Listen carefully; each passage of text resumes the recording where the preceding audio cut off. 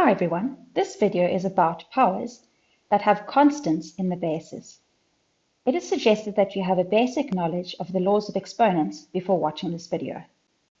To start, let's look at some of the definitions and laws that apply when you have a power with a constant as a base. Now the reality is that all the definitions and laws apply the same with variables as they do with constants, but sometimes people get themselves very mixed up. Also, what you might notice is that some people list the definitions as laws or use different numbering. Don't let that worry you. Rather, it's more important to understand what you're doing when it comes to powers rather than to remember a list of laws. So firstly, the first definition is that a to the power of a natural number, n is a natural number, so 1, 2, 3, 4, 5 up to infinity, is equal to a times a times a to n factors. Now, generally that makes sense if you have a variable in the base. What about if I think about the number 81? 81 is the same as 9 squared, which is the same as 3 to the power of 4. So 3 to the power of 4 means 3 times 3 times 3 times 3. How many times? 4 times. Or if I had 3 to the power of n, that would be 3 times 3 times 3. How many times? N times. Now remember, this law is about multiplying. If you had something like this, 3 to the power of x plus 3 to the power of x, that's different. That's going to be adding like terms. So adding like terms is going to give me 2 of 3 to the power of x. So be very careful. When you're working with constants as bases, don't rush. Rather think about what you're doing. The next definition is that anything to the power of 0 is 1. So an example would be negative 5 to the power of 0 is 1. It doesn't matter whether the number is negative or positive or a fraction. So if I had maybe a half to the power of 0, will also be 1. The next law, let's look at backwards. So if I had 1 over 25, that could be written as 5 to the power of negative 2. And the last law, or last definition, would be something you might have done recently. 8 squared, the cube root of 8 squared, could maybe more easily be written as 8 to the power of 2/3. And I know that 8 is the same as 2 cubed to the power of 2/3. And so from one of the laws, I can multiply the powers and I get 2 squared, which is 4. That covers some of the definitions for powers. Let's look at some of the laws. Now, generally, when working with variables, people find these laws fairly easy. But then when you're working with constants, sometimes people get a bit mixed up. So let's look at a few examples. So here for the first law, two values with the same base, but different exponents, when they're multiplied together, you add the exponents. So let's say I've got 3 to the power of 2x times by 3 to the power of x. Now it's very tempting to think 3 times 3 is 9, but that's not what we're saying. We're saying 3 to the power of x times 3 to the power of x times 3 to the power of x. So if I apply my law, I'm going to say 3 to the power of 2x plus x gives me 3 to the power of 3x. So if I have the same base, I add the exponents. Or another way to think about it, if I work backwards, if I've got 5 to the power of x plus 1, that means exactly the same as 5 to the power of x times by 5 to the power of 1, and that 1 is not necessary to show. So you could work forwards or backwards with this law. Let's look at the next one. If I'm dividing, it works the same sort of way. So if I've got 10 to the power of x plus y over 10 to the power of x minus y. Now I've got the same base. I can then subtract the exponents. 10 to the power of x plus y minus, and I'm going to put a bracket so I remember to minus both parts, x minus y. And that's going to give me 10 to the power of x minus x is no x's. Y minus negative y gives me 10 to the power of 2y.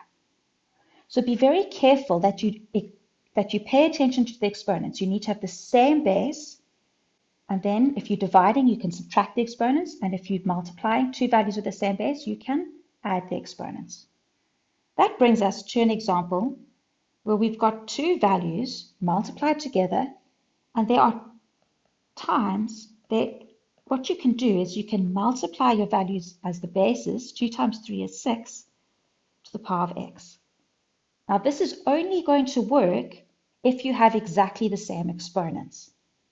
So if I look at law 1 and law 2, I'm required to have the same base in order to add the exponents. If I look at law 3 and 4, both of these require having the same exponent in order to multiply the bases. So if I think about a counterexample, if I say 2 to the power of x times by 3 to the power of y, that cannot be simplified further.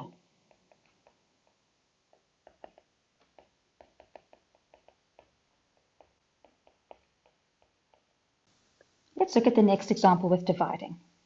Let's say I've got 4 cubed over 2 cubed. I could write these as 4 out of 2 all cubed, which is much easier to do. 4 out of 2 gives me 2, and I'm going to cube that, which gives me 8. So instead of working out what 4 cubed is and 2 cubed is, I can rather divide them and then cube the answer. So be careful. I need to have the same exponent to divide the bases. And lastly, if I've got a base, let's say I've got 7 to the power of a half, that's the square root of 7, to the power of 4, that's going to give me 7 to the power of a half times 4, 7 squared, which is going to give me 49. Let's look at some further examples. So here I'm asked to simplify this expression. If I look at the expression, I've got two factors at the top multiplied together, divided by 2 to the power of x minus 2, and all of my bases are the same. So I can write this as, for the top, 2 to the power of x plus 2 plus x, and then because I'm dividing, I'm going to subtract x minus 2, which is going to give me 2 to the power of x plus x is 2x plus 2 minus x plus 2, and then I can simplify 2 to the power of x plus 4. So remember with questions like this, if you've got the same base and you're multiplying, you add the exponents, but the base does not change. I don't say 2 times 2 is 4.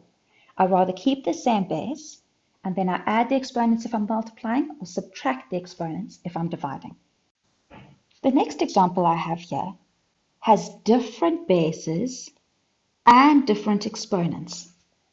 So I can't say 9 divided by 3 gives me 3, and I can't subtract my exponents from each other because I've got different bases. So what I'm going to do is I'm going to change 9 to an equivalent way of writing it. 3 squared is 9. And that's still to the power of 2x. And at the bottom, I'm not changing anything. So what I've done is I've made both the top and the bottom have the same base because I can write 9 as 3 squared. Let's simplify what I have here. So 2 times 2 is going to give me 4. So I'm going to get 3 to the power of 4x.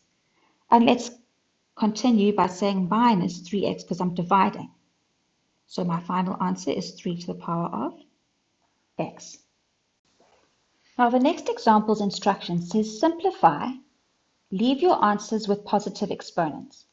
So what I'll do is when I get to the answer, I'll go back to that instruction. Now what I have here is I've got 3 factors multiplied together and none of them have the same base and they don't all share the same exponent. So what I'm going to do is I'm going to try and write the values in a way that I can work with it. So currently you can see that 15 and 25 are both composite numbers. And I'm going to rather write everything with prime number bases. So 15 as prime numbers is 5 times 3 to the power of x. Times by 3 is already a prime number, so I'll leave the base as it is. And 25, we know that 25 is 5 squared. So 1 out of 25 will be 5 to the power of negative 2 times x. So now let's apply the brackets. 5 to the power of x times 3 to the power of x times 3 to the power of 2 minus x times 5 to the power of negative 2x. Now I can use law 1 to simplify. 5 to the power of x minus 2x times 3 to the power of x plus 2 minus x. So 5 to the power of x minus 2x gives me 5 to the power of negative x. And 3 to the power of x minus x gives me no x's, so 3 squared. Now the instruction said, leave your answer with positive exponents. And at the moment, I've got a negative x as an exponent. So I'm going to write 5 to the power of x in the denominator. And 3 squared is going to be 9. So a strategy that's very useful is one where you write composite numbers as a product of primes. Now sometimes the numbers are easy to write as a product of primes, and other times you don't want to waste time working out what a value is as a product of primes. So what you can do is you can use your calculator to help you write something as a product of primes. If you look carefully on your calculator, you have the button degrees, minutes, seconds, and above that is the factor key. So here I'm going to show you how to use your calculator to write down a number as a product of primes. So let's take the number 81, for example. I press 81 and equals, and then to get to the factor button, I press shift and fact, and I get 3 to the power of 4. Another example, 24, press equals, and then shift and the factor button, and that gives me the number as a product of primes. So if you are running out of time and you need to write something as a product of primes, your calculator can help you. This brings me to our last example. Now the instruction says simplify without using a calculator, and there's quite a hefty expression underneath it. As you can see, none of my bases are the same, and also none of my exponents are the same. So what I'll do first is I'll write each base as a product of primes. Now the instruction says simplify without using a calculator, so ideally you should work out the product of primes in your head. However, if the number is quite big, they assume that you could do it in your head. So if you do use your calculator to help you, you're welcome to do that. But I think most of these numbers are quite accessible. So 6 is 2 times 3. All of that's to the power of n plus 1. 12 is 4 times 3, but 4 is not prime. So 4 is 2 squared times 3 to the power of n minus 1 times 2 to the power of n, all over. 18 is 9 times 2, and 9 is 3 squared, so 2 times 3 squared to the power of n plus 2, and 8 is 2 cubed. So it does help if you know some of these, you know how to do the product of primes without using a calculator, because it'll save you some time. Now remember, my law of exponents for this situation is that the power applies to both values in the bracket. And I'm going to multiply my exponents. So I'm going to get 2 to the power of n plus 1 times 3 to the power of n plus 1, 2 to the power of 2 times n minus 1, and 3 to the power of n minus 1 times 2 to the power of n. All over at the bottom, 2 to the power of n plus 2 times 3 to the power of 2 times by n plus 2, and 2 to the power of 3 times n minus 1. Now if you want, you can group the top together, you can group your bases of 2 together and group your bases of 3, and then do the bottom separately. However, I'm going to do everything in one step. So for my base 2, I'm going to get n plus 1 for the first term, plus, let's multiply this, 2n minus 2. That's the next factor that I've got with 2 base and plus n. I've done this one. And next, I'm going to subtract, because I'm dividing n plus 2. Remember to use a bracket, so you remember to subtract both. Minus, and my last base of 2, 3n minus 3, and I'm also going to put a bracket there. Now that brings me to my 3's. 3 to the power of n plus 1 plus n minus 1 minus 2, or let's not use the bracket, let's just multiply this out straight away. 2n plus 4, and I'm subtracting them. Okay, so let's simplify that. That gives me 2 to the power of 1n, 3n's, 4n's, minus n is 3n, minus 3n's is no n's. And 1 minus 2 is negative 1, minus another 2 is negative 3, plus 3 gives me 2 to the power of 0. 3 to the power of n plus n is 2n's, minus 2n is no n's. And 1 minus 1 gives me 0, minus 4. So to write that simply, I'm going to get 1 over 3 to the power of 4. Now it's fine if you leave your answer like that, because the instruction said simplify without a calculator. However, if you know that 3 to the power of 4 is 81, you can write your last answer as 1 out of 81. So a couple of things to remember. When you have constants as bases, your laws of exponents still apply. Don't start doing funny things where you multiply the base and multiply the exponent. Next, I find it helpful if you've got a base that is composite and there's different bases in your question, it's always helpful to write each base as a product of primes.